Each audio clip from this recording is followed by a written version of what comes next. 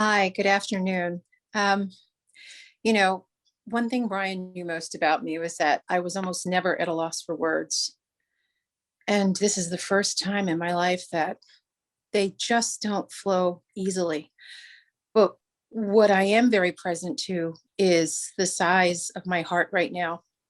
And listening to everyone who I heard about over the years and never had the opportunity to meet in Brian's life, to hear the continuous reflections of who he was, his love, his passion, his positivity. Brian reminded me so much of my father, who was also larger than life.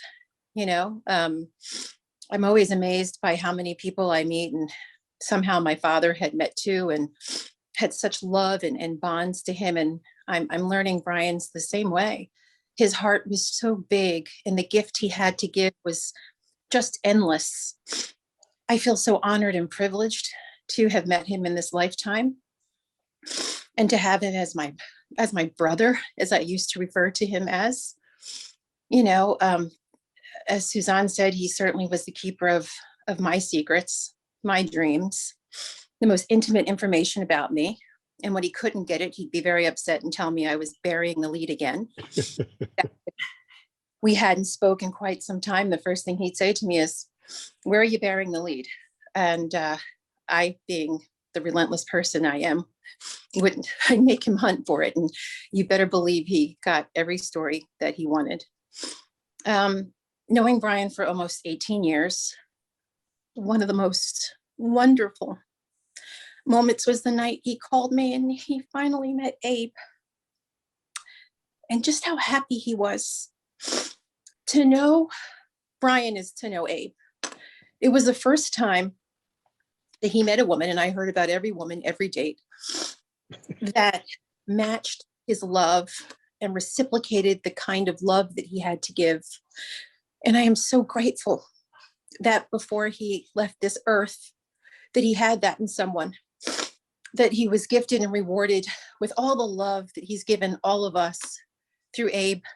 One of my last emails, and by the way, my nickname for him was iBry because of technology, and I'm completely useless without him. In fact, I'm surprised I even made it onto this today. Was an email where we were looking at rings, for Abe.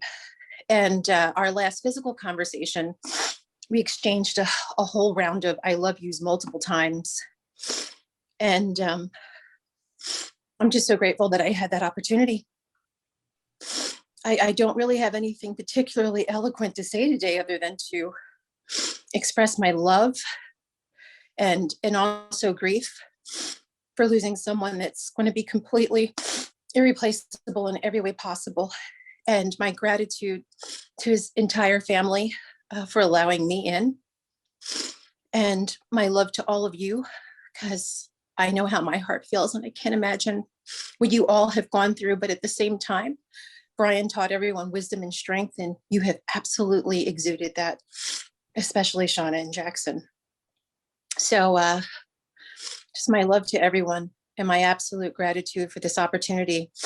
And I'm going to sit back and continue to enjoy and listen to these wonderful messages and celebration of a life of a man well lived. Oh, and by the way, one more thing. I wonder if he said this to anyone else. Brian always told me if something ever happens to me to never, ever let people think he didn't live a full life. He said, you get there and you make sure that you tell people he lived a wonderful full life. And I think that we can all see that today. But I also did want to share that message because I know that that was very important to Brian as well. My love to everyone, and thank you for the opportunity.